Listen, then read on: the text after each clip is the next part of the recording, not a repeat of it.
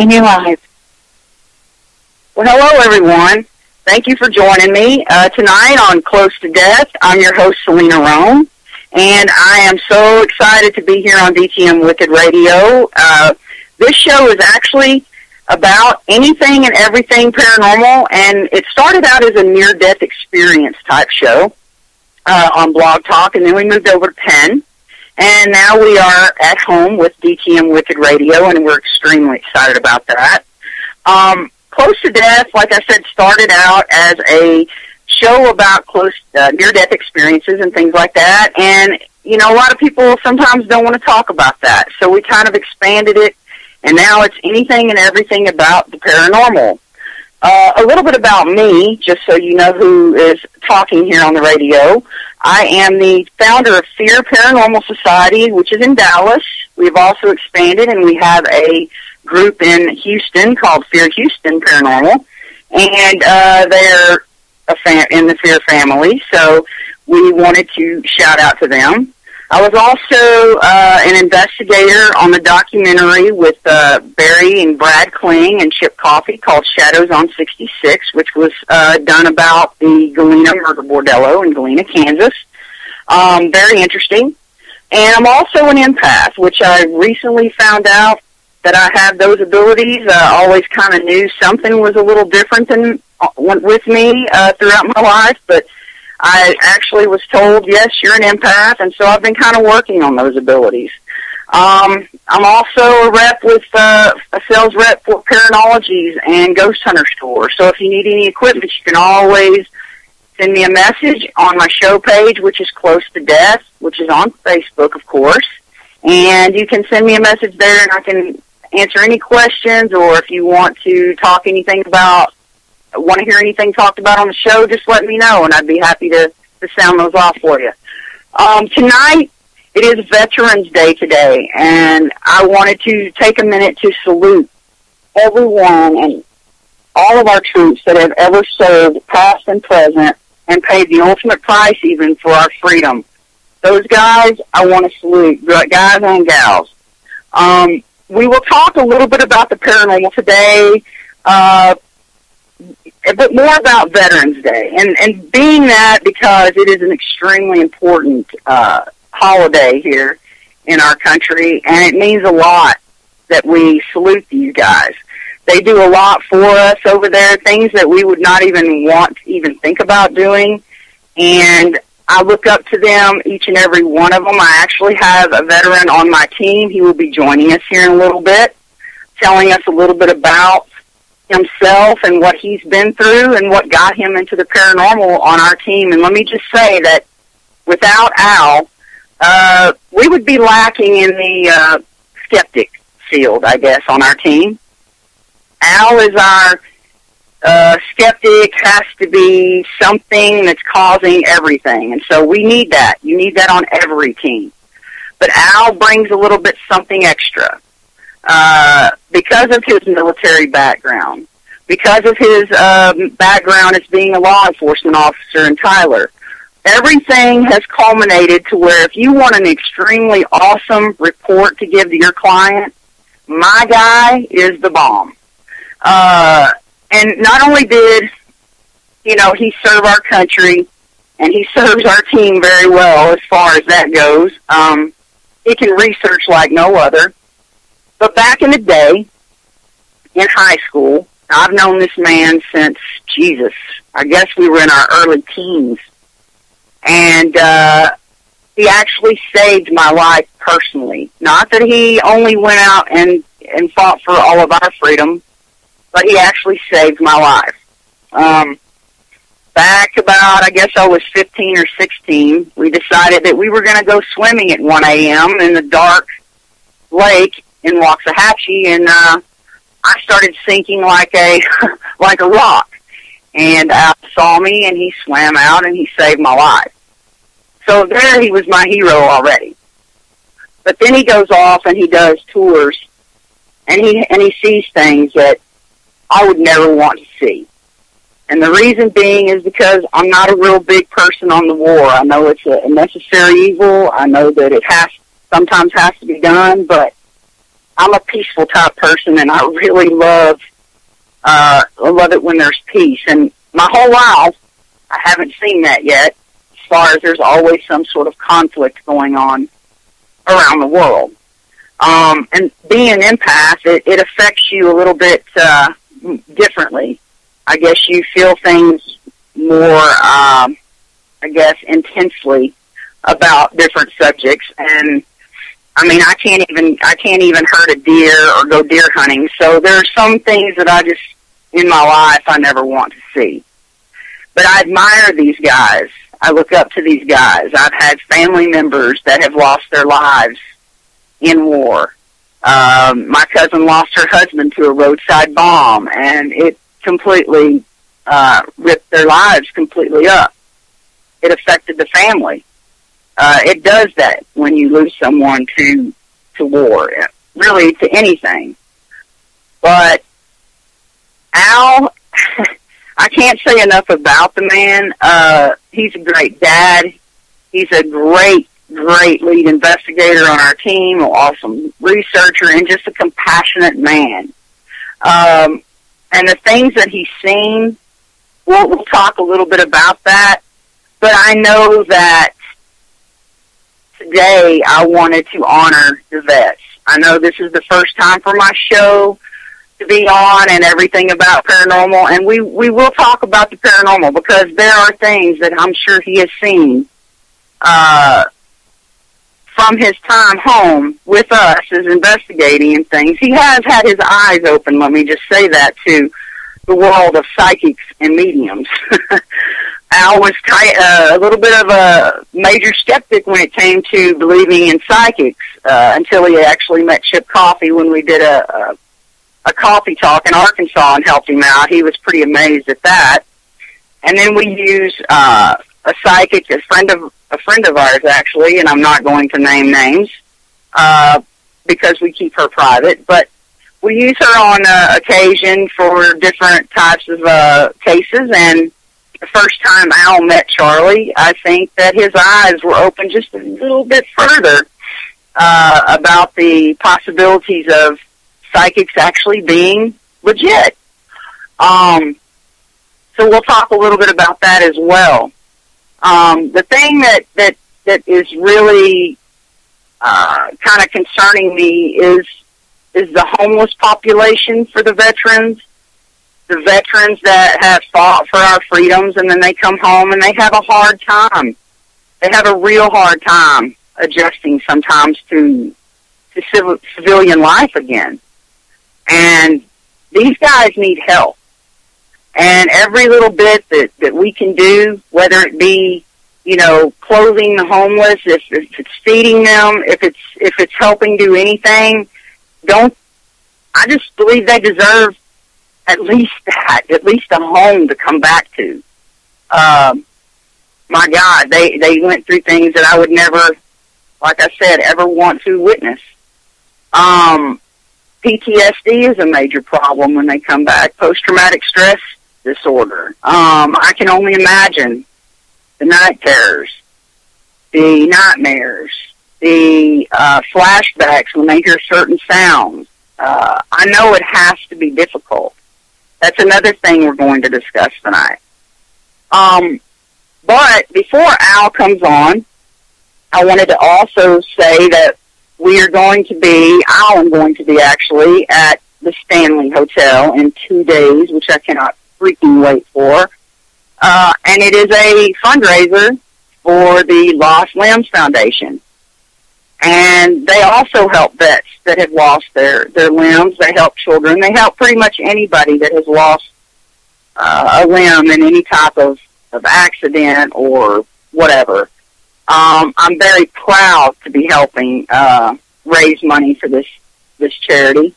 All the ticket sales, I believe, all the proceeds are supposed to be going to the Lost Limbs Foundation, and I'm extremely excited for all of us to be joining. Chip Coffey will be there, Ben Hansen will be there, and Dana Workman will be there. They will have lectures and things like that, and I always hear good things about Mike Couch and his events, and I I cannot wait to see the Stanley. It's on my top 5 bucket list. I watch The Shining every time it comes on, and I'm very aware of all that, of all the happenings, and we have actually requested one of the most haunted rooms in the hotel. So next week on my show, I will be traveling to Houston. I am speaking to a class there about the paranormal, which is really cool. I wish they had paranormal classes when I was in school. Maybe I would have learned about my abilities earlier. However, I will be on the road traveling, and we will be talking about the events that happened at the Stanley. So I hope to have a lot of things, a lot of experiences to share with you next Tuesday. Again, I am extremely excited to be here on this DTM Wicked Radio. I had a Sunday slot on my last show, and it was kind of tough when you're going against football and awards ceremonies and The Walking Dead. I mean, come on, you can't go against The Walking Dead. I'll kill you. No pun intended. I'm extremely excited about a lot of things that are happening in my life. We have 2015 looking pretty shiny. I'm excited to be a part of a couple of events, and the controversy around the events, I'm not worried about that because I am talent signed to a contract, and that's what I'm there to do. So I'm going to uphold my contract. I don't know how far we are about where Al is going to be calling in, but he should be calling in soon. I want to also let you know that FEAR Paranormal Society, if you ever have an issue or question about anything, if you have a problem in your own home and need some help, just shoot us an inbox message on FEAR Paranormal Society's Facebook page, and we'll get back to you. If we can't help you out, we have a whole network of people that can. Teams that we trust very well to take good care of our clients or our potential clients. That's one thing that's extremely important to us, is to help folks. That's why we're here. So if you want to check out FEAR Paranormal Society, or you need anything from us, including equipment from me, just send us a message on that, FEAR Paranormal Society or Close to Death's Facebook pages, and I will get back to you promptly. Veterans Day also reminds me of people in my family that have served that I never got to even say thank you to. My grandpa, my papa, A.J. Roane, he served. He's still alive, and I haven't gotten to really say thank you for your service. I have uncles and an aunt that served, and friends out the wazoo, and now I've got friends that have kids that are serving, that I went to high school with. So I want to pray for those people. I want to pray for all the troops and make sure that they stay as safe as humanly possible. I pray for peace. I want all of this actually to just stop, but I know that it's, like I said, a necessary evil that will continue until there is no more conflict, which, when will that be? Who knows? But if you want to discuss anything about the paranormal, you can always shoot us, like I said, a message or an email at fearparanormal@yahoo.com. We're very receptive. We can help you out as much as we possibly can. We got a lot of exciting things coming up, some fundraisers that I'm working on for the team, and things like that. We will be doing different things for homeless vets. We take things to this place called Our Calling in Dallas constantly. It's a homeless ministry that goes out and does actually search and rescues and keeps up with the homeless and makes sure that they have what they need medically and food and clothing. And so we do a lot of drives for clothing and things like that, and they all go to the homeless. We are going to start spreading out a little bit, and maybe going and doing a little bit with the Wounded Warriors. We don't know yet. We have to contact them and make sure that's all good. You always clear it with the organization before you do anything with their name. Just saying. If it's a good idea to cover yourself. But I also want to figure out a way to help these veterans get the medications that they need for their PTSD, for their problems that they're having adjusting. I think they need more assistance. I think they're owed that. They're just owed that.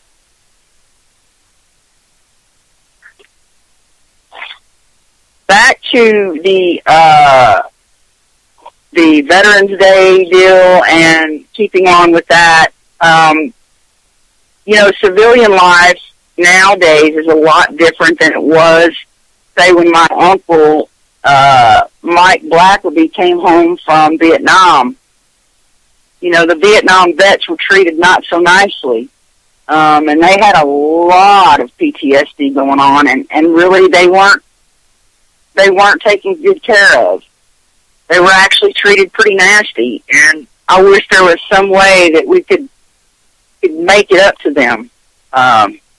Unfortunately, my Uncle Mike, he survived Vietnam, only to come home and drowned in Lake Ray Hubbard trying to save my grandfather's boat from being lost.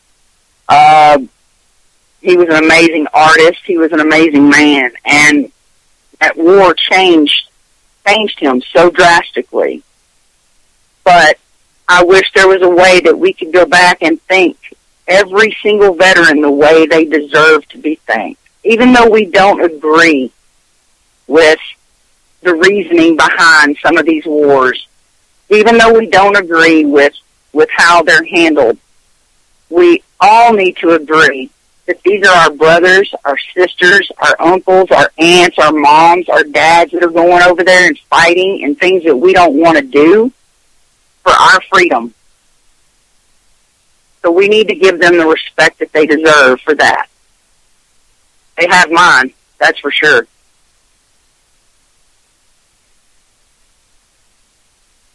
But if there was something that we could all do, what would it be? Give me some ideas so that we can get this, you know, this help that these guys need. I mean, PTSD is no joke. It is no joke. It changes a person from being upbeat, happy, artistic, loving, caring. Some of them come back scared, not trusting, scared of their own family members at times, night terrors.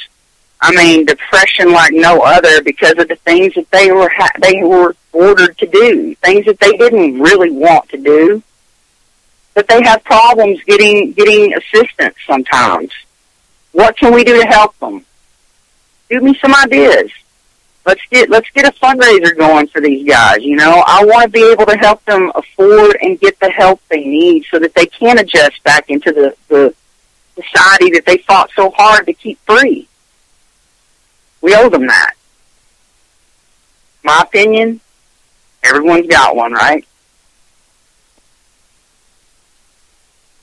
But I'm definitely open to any suggestions when it comes to that. I'm always open to helping. That's what FEAR is really big about. I'm extremely big about keeping our reputation up and above board. I also am very, very big on giving back. Giving back. That's huge for me. That's why me and my wife and my son are all into an organization, and we do community service together. I want him to learn what giving is all about. Just like my mom taught me, giving is where it's at. You put out positive, you get back positive. So, with that said, shoot me some ideas about what we can do, and let's get this going to help these veterans that need our help to find homes, medication, and whatever else they might need. Counseling. Just to learn how to adjust back into civilian life. But Al, I'm going to go ahead and tell a little bit about Al. Al, not only is he an awesome dad, but he can play the guitar like no other, too. So he's got multi-talents that, of course, I don't even know about. But has we got Al on yet? Has Al called in yet? Don't know. Should be soon. Al, excuse me? Hello? You hey. How you doing, buddy? Hey, I'm doing good, Al. How are you? I'm glad you joined us tonight. I'm awesome. I appreciate you having me on. Dude, I wouldn't have anybody else on. You're my hero, buddy. Aw. I mean, I was kind of talking up on you a little bit and telling everybody what an awesome researcher and things you are for FEAR Paranormal, and you know, kind of giving them the background about how long we've known each other and that you saved my ass a long time ago. So, yeah. So, without further ado, this is Al Franklin, everybody, and Al, go ahead and tell them a little bit like your ranking and stuff like that with the Army. Oh, okay. I was a soldier in the United States Army.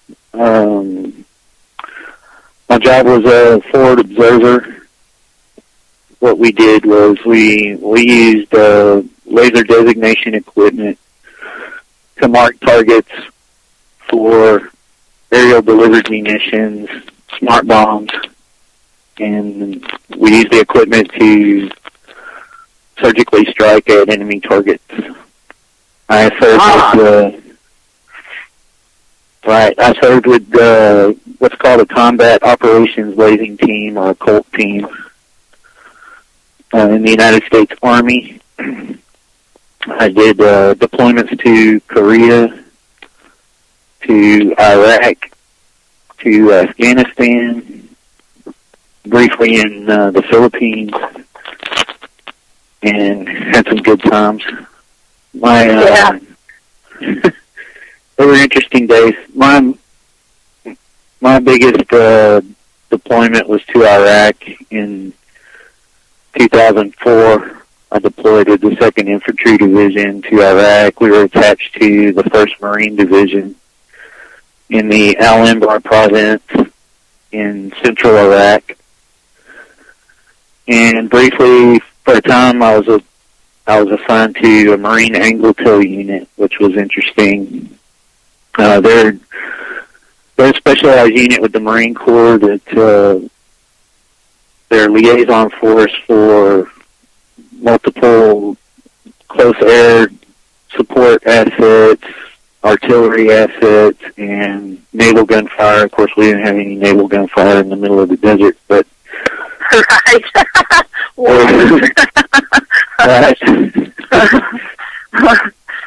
Yeah, that was the biggest, the most involved situation I was in while I was in the military. And then, of course, I went a lot of different places, met a lot of people, did a lot of really cool things, and have a lot of good memories and some not so good memories. But I'm here, I made it through, I'm alive, and, you know, another day above dirt is what we usually say. You know what? You know, and I was just telling the people, you know, in the audience that, you know, you served our country so many times, you saved my life, you know, you're not only a great dad and a great friend, but you're an amazing investigator. And I said, if anybody can put their researcher or their like case manager up against mine, bring it. Because I'm telling you right now, I was telling them your reports are amazing. The military background is definitely shown. It is just so cool. But I was also telling them a little bit about how much we appreciate your service to the country, and that you did things that, you know, you guys go over there and you do things that we can't even imagine, that we don't even want to think about. You know, that for me, myself, and you know me, I'm Miss Peaceful. I don't like confrontation. I don't like fighting. I don't like all that. But I know it's a necessary evil to protect our country and our freedoms. Right. So no matter if I agreed with the reasoning behind whatever war there was. It doesn't matter. I have to support my brothers, my sisters, my friends, my family, you know, people that are going and doing things that I don't want to do. You know what I mean? I don't want to go over there and live in the dirt and eat dirt and shit. That's not something that I want to do. You know, I don't even like camping a whole lot. You know, it's okay, but I need a shower. So there's just certain things that I'm made for doing, and that was just not one of them. And I really admire all of you that go off and do these things, and you know, totally salute you guys. And I was telling the audience a little bit about, you know, coming back to civilian life, and sometimes others have a lot of hard time adjusting, and have PTSD, and you know, that's a pretty common thing for people who've been at war or have, you know, seen any type of you know, war at all, you know, gunfire or, you know, actually battle. And there are things that I know that some of the veterans have had trouble getting help, getting assistance, getting their medications, and it seems like it's like almost pulling teeth for you guys. And I was saying how frustrating it is to see our own veterans that go over there and fight for us having such a hard time just keeping their home that they fought, you know, or getting medications for the things that they need so that they can deal with being back here and trying to adjust. And I know that you even had a little hitch in to get up there for a while, and I was wondering if there's a something that us civilians that aren't in the military could do to help bring awareness to, or help raise funds or something. Is there something that we could do to help you guys, you know, get things that you need? Please tell us. Encouragement is a big help. If you know a veteran that's on hard times and they need help, if you can get them in touch with me, I'll do all I can to get them hooked up with where they need to be. In the Dallas area, there's a great veteran service organization there. Texas, now I know everybody's heard horror stories about the Veterans Administration and how bad it is, but we're so fortunate to be in the great state of Texas because people here take care of their veterans. I've personally never had, I mean, there's a weight issue for everyone, but there's also a lot involved in the process. Things have to be verified, and so forth. It's not just as simple as needing help a lot of times, but if there's a veteran that's in an emergency situation, if there's a veteran that doesn't have a home or doesn't have shelter or has a problem with drugs or has a problem with his psyche, there's a great emergency network for these veterans in Dallas that they just need. All we really need to know is that they need the help. If there's a veteran that somebody knows of, I'm a member of the Disabled American Veterans. I'm a member of the Veterans of Foreign Wars. If those people are brought to our attention, we'll get them help. We'll get them where they need to be. So if you know somebody that needs help, if you know somebody that's having a hard time, and a lot of times there's a culture in the military of, hey, we're tough, we don't need anybody to have our back. Right. And a lot of veterans have that instilled in them, and there's a lot of veterans that instill that in other veterans, and they won't ask for help. they put forth the wrong, you know, I'm a tough guy, I'm the toughest guy I know. But I was in a situation where I needed help. I wasn't so much beat up physically, although I did have some physical problems after coming home from overseas and getting out of the military. But most of my issues were on the mental side, and there's help out there for these people. If you know somebody that needs help, get in touch with Selena. Get me in touch with these guys. We'll get them hooked up. And I wish I had some phone numbers. Wish I had some phone numbers to put out to people, but we can get that out through your network. Yeah, we can definitely get that out through the Facebook page on FEAR, and we'll have it on Close to Death Facebook page as well. And there's our resources. There's no reason for a veteran that there's no reason for him or her to not get the help that they need. And PTSD isn't just about combat, and it's not just a male thing. There were females that I served with in the Army that were medics that worked in medical hospitals, and I mean, those girls, they saw nothing but tragedy every day. I mean, it was worse than anything that I had to deal with, because everyone that they came into contact with was damaged and needed to be patched up. So it's not just a guy thing. It's not just a bombs and bullets and hand grenades thing. It's any kind of traumatic. And the aftermath too. Yeah, it's the aftermath of all of it, and the people that had to deal with that, the nurses, the doctors, the people in the medic field. I can only imagine the horrific things that we're seeing, and being an empath, there's no way I could have dealt with that. I mean, no way. There would be no amount of shielding that I could have done. I would have been in the mental hospital in a straitjacket. I'm serious. I probably wouldn't have made it through freaking boot camp. I'd be like, don't yell at me at 5 in the morning. What's wrong with you? And I'd have been out of there. But it's so crazy because Al and I used to play hacky sack together. Al was a skinny little, you were a freaking tall, beanpole, skinny dude.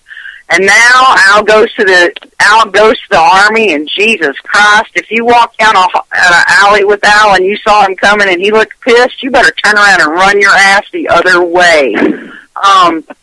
Because Al is a sweetheart. Al has the hugest heart of a guy that one of the biggest hearts of any guy I've ever met. But when you mess with something of his, or his family, or his son, or his friends, I don't know that I would want to try that, but I appreciate you always having my back. I could tell you that. I do. I'm really serious about whoever is out there listening, and if you are having problems from a veteran that's in need of help, please send a message through Close to Death's page or FEAR Paranormal, either one. And I will get it to Al, and Al can get you help. There's no reason for a veteran to be out there in need and not get it. They busted their tail. They put their ass on the line. They deserve at least that. And so let's do what we can. And like I was telling them before you came on, FEAR, our team is all about giving back. And if there's any organization out there that, would love for us to do some sort of a fundraiser for them, to help any of the vets with housing, or, hell, I think FEAR would even be up for helping with Habitats for Humanity, for a vet, or I'm in. I just think I kind of want to challenge people to help like that. What's that, Al? I was just going to say, for a veteran, this isn't charity. These people have earned this. Yes, sure. This isn't something that, a lot of guys, and I know I was the same way. I didn't seek help for any of the problems I was having for a long time, because that's the character of a soldier. We put up with a lot of crap. Being in the military, you put up with a lot of crap. You get used to things not going your way, and you think, hey, this is just my lot. I'm just not gonna be happy the rest of my life. And it doesn't have to be that way. You deserve to be helped out. You deserve for your country to take care of you. You put yourself in the position that you're in to save the lives and freedom of your country, and they owe it to you to take care of you. So don't feel like you're putting people out you've been put out, and it's time to get put back in and get yourself squared away. And if you need help, let me help you get there. Exactly. Now, the show is about paranormal, so we're going to kind of skip over a little bit to how in the world you got into the paranormal, being the skeptic that you are. Was it because you wanted to see if it was real? Do you actually kind of sort of believe? Kind of tell the audience why our skeptic on our team got into the paranormal. Well, I guess after the military, went into police work. It was kind of the only thing that I fit into. The only thing that matched the skill set that I had at the time. And going back to the benefits package from the military, through the GI Bill and so forth, I was able to get the education that I needed. And I became an investigator in law enforcement. And investigation, to me, is something that just, I want to know. I'm curious about everything. I'm curious about, anything. So, doing police work, it's not enough just to find out who did what and what happened. I want to know every little detail about everything that I can find. So then, I noticed that you had your thing going with paranormal, and wasn't something that I was drawn to as far as the field, but I saw that you had a need for maybe some investigating techniques that you guys weren't able to apply to yourselves, just because in the beginning of all this, it's a hobby for people. There's no real set standard for this kind of work. Right. So I saw you doing your thing. We got to talking, and I said, hey, I know a little bit about SOP and standard operating procedures for investigative techniques and so forth. Maybe we can apply some of this stuff to what you guys do. And it's worked out good. We've been able to cut through a lot of mumbo-jumbo and get down to the real meat and potatoes of paranormal investigating. And right. Yeah, I'm a skeptic. There's a lot of stuff that that I have to approach with a very open mind, because I see a lot of it as iffy, and that's why we work well together, because I'm always trying to debunk things. Right. We need Mr. Debunk. Trying to find a reason for everything, which fits right in with the FEAR philosophy. Right. Exactly. And it's worked out great. Now, looking at it on paper, you might say, oh, this ain't going to work out. Politically, we don't see eye to eye. Philosophically, we don't see eye to eye. And then a lot of things in the paranormal world, you might say, wow, that's really cool, and I might say, it's kind of cheesy. Let's see if it's let's put that to the test and see if it's real or not. And it's opened my eyes to some things. There's some things I can't explain, and it just makes me more curious to dig into it and see where it goes. Exactly. So exactly, and I kind of told them without naming names, because I'm not going to name her names, but I kind of told them about how you were a real skeptic on the medium psychic thing. Going, how wishy-washy is that? And I'm like, well, let's see. So I told them kind of a little about us helping, ship Coffey at Coffey Talk in Arkansas, and you kind of saw him do his thing, and you were like, yeah, well, that's cool.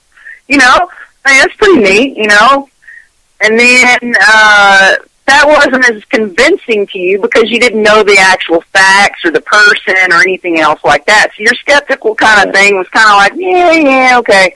But when our psychic that we use, on our investigations, the first time that Al was able to meet her and actually followed her around with a tape recorder in his notepad, he was the one that did the research on the location. Now, the psychic we took didn't know where we were. It's kind of like a Chip Coffey Paranormal State thing where we almost blindfolded her, but didn't. She didn't know where the heck she was, not even the name of the town. And she gets out of the car, and the minute she gets out of the car, she ain't even get to the house yet, and she already starts picking up stuff, and Al's eyes look at me, and they're kind of like, what the hell? And I just kind of grinned at him, and I just said, well, follow around. I'll go talk to those homeowners. And so he followed, her around, and he texted me and said, okay, what's up? She is hitting on all cylinders. And I said, oh, the skeptic is kind of going, something's up here. So, using a psychic and seeing a skeptic kind of question their skepticism about psychics is kind of funny. I know Al's not thoroughly convinced yet, but I think that did a world of good for you opening the possibility to that being not so full of crap, at least her. You know what I mean? And you saw Chip do his thing, and he's good. But there are some that are not what they claim to be, and that's where your skepticism can go crazy. Right.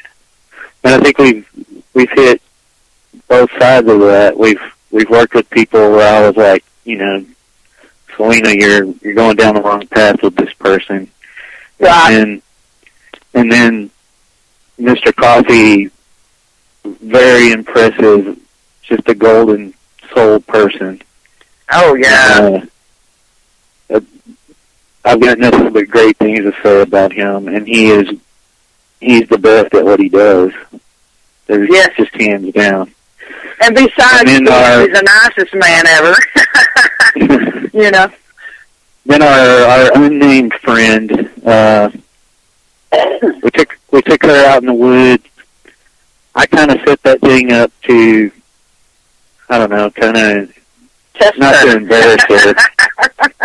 Not to embarrass her, but to, I was really critical with that deal, and I had some standards put in place, and she went over and above everything that I challenged her. I mean, I didn't personally challenge her, hey, you better get this right. Yeah. But just observing, it's kind of like a silent test for Al to know that this shit is real.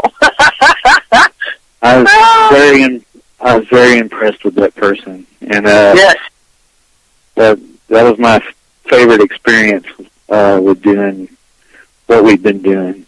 That'll always stick with me as my favorite investigation. Unless something really cool comes along sometime soon. Yeah, because we've been to some really cool places, and we've seen some really cool things, and we have so many others that are coming up. And I was telling the audience a little bit about how we love to give back, and if there's like I said, an organization out there that we could raise money for, and of course with their permission, raise money for them to help any of the veterans. I don't care if it's a clothing drive. I don't care if it's a food drive. I'm already challenging everyone on my Facebook and on FEAR Facebook to do the 15-day or 15-can challenge. I mean, what is that? It's $1 a week when you go to the grocery store, if that. If you get the generic vegetables, which they don't care, or some dry food. I mean, how much is that going to cost? $2 a week? We spend more than that on a package of batteries for our paranormal equipment because God knows, we all know, batteries don't last like they used to. So, I mean, what is that going to hurt? 15 items, and then by Christmas you go take it to your favorite food, like a food bank or a homeless shelter or, like our calling or something, so they can feed all the homeless. Anything to help, to do something positive and contribute to the to the paranormal. That's what we're about. And so, please send us suggestions, or Al, if you need any help from Al getting to any of the the organizations for help, please do that. We're also going to have I had a big huge. I have all these ideas in my head. You know how I am, and I wanted to do something next year. in the lines of an investigation and raise money for and present it on Veterans Day to an organization here locally. And just kind of have our veterans come out and maybe investigate with us if they want to. I mean, I know some of them aren't into it, but some of them might be. I mean, I know that losing friends and losing your brother that was sitting next to you one day and the next day they're gone, I know that's been extremely difficult. And I know I see a lot of your posts, which completely breaks my heart. Blue skies, brother, and I know that means, you know, they're not with us and that they were lost in battle. And I want to salute those guys. They actually had your back and you had their back, you know. And I'm so grateful that God saw fit that you made it home to us, actually. All right. Well, I'm glad to be here too. And the prayers work. You know, I don't know how else to put it. But to whoever you pray to, they work, right? That's right. They do. But I'm sure there's a military installation or maybe a ship or something we could investigate. That'd be awesome. Oh, definitely. A battleship or a submarine or. You know what? I bet we could probably work that out. I bet we could probably work that out. I have a girl, and you know her. She got us into the coolest thing ever, which was Jack Ruby's brothel. Oh my God, that was the coolest thing. I'm really so into anything Bonnie and Clyde and anything John F. Kennedy. You know, sure. Totally into that. So Al and I have had some pretty cool places to investigate. We've had some pretty cool things happen. I didn't witness, and Al, I'm not sure that you witnessed at the Tyler jail. Did you witness the crossing over of the spirit? Because I missed that. I was in the room for that. Yes. Okay. I mean, there are some things that I'm sure that Al, you didn't think you were ever going to freaking witness before. And maybe not sure that you actually did. And, you know, the skeptic in him was probably like, really? Is that really just happened?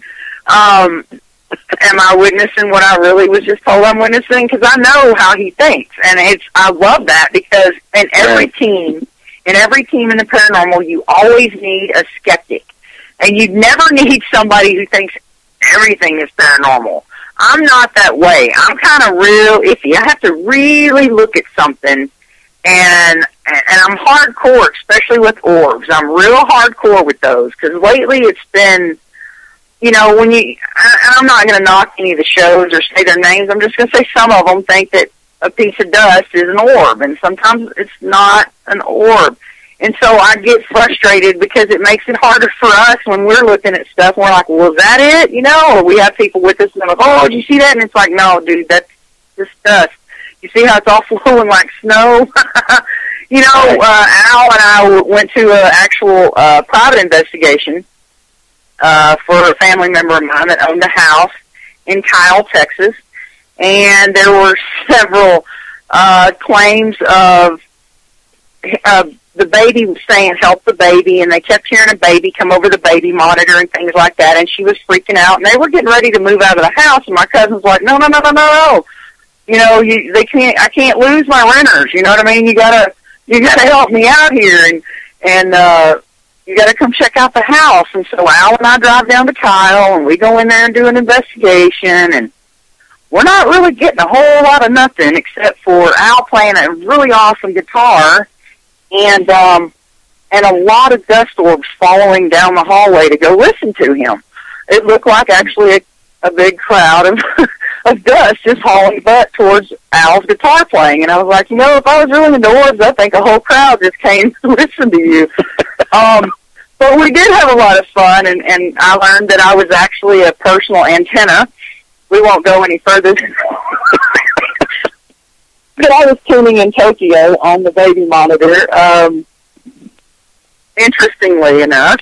That was a good example of an investigation where even though everything was explainable, it was still creepy, and it would still raise your hair on your neck. Even though we debunked everything there, and we were able to say there was no paranormal issues in the house. But when you watch a paranormal movie all the time, you watch paranormal movies constantly, right? And then you're at this investigation where they hear a baby, and then all of a sudden I'm in another room, and these creepy music starts playing over a freaking baby monitor in the other room, and I'm like, what the? You know what I mean? And it was creepy. It sounded like music from a freaking horror movie, and then I would go stand over it, and it would come back on, and then I would move, and it would stop, and then I'd stand back over it, and it'd come back on. It was just weird. So we debunked it. We did research, of course, about baby monitors and debunked the whole thing, but it was an interesting investigation. But I mean, I enjoyed Al's guitar playing the whole night. So you know what I'm saying? I was good. And we did have a great time. So, you know, I really enjoyed that investigation. But there has got to be another place besides the one that we took the psychic on. Which one was your kind of favorite so far? Do you remember any of the locations that would be your favorite? You mean outside of the Goshen investigation? Yes. Well, let me see. Of course, working with Mr. Coffey was awesome, and that wasn't really an investigation, but just being able to be around him and see how he does his craft. And you know, you look at a gentleman like that, and you think, wow, he must be under intense pressure because he's got, you know, an audience of 400 or 500 people, and all these different people depending on him, and you would think that this guy's going to be uptight, and he is just the nicest, most relaxed, easygoing, down to earth. It's just second nature to him to take care of people the way he does, and he's the only person I know that can do that, and you wouldn't even know. 2 minutes before he's going to do a show, you would think he's getting ready to go read a book in his bedroom or something. He's so relaxed. It's just a part of what he does, and just to be around him and see him do his thing, and it's remarkable to run into people like that are so professional that it's very impressive. So that was a highlight for me, and of course the Jack Ruby thing that you were talking about, that was awesome.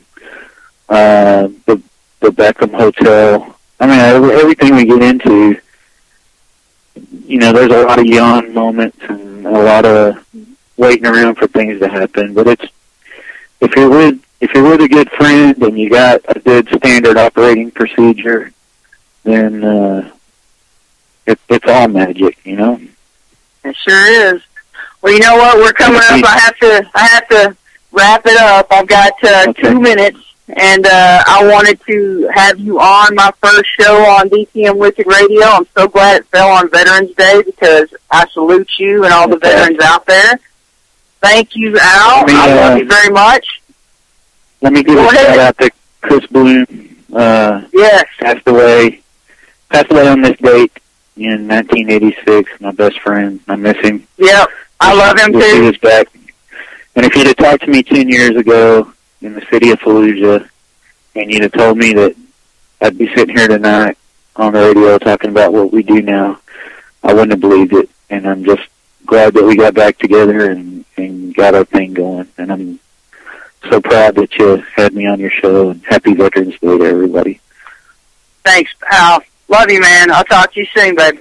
I love you too, sweetie. Be careful. All right. Have a good one. Thank you. All right, everybody. That was a great man right there. You do not want to, if you pass up a chance and to get to know this man, I'm sorry for you. But if you need help, please send us a message. Let us know. We'll get you the help that you need. I want to salute all the veterans today. I want to thank everybody for joining me on my show. Please tune in next Tuesday as I will be on the road with FEAR Houston. I'll let them all shout out if they're with me. And thank you to my sponsors, Syntex Roof Systems in Waco, Texas. Everyone have a great week, awesome weekend, and I'll see you next Tuesday. Peace out.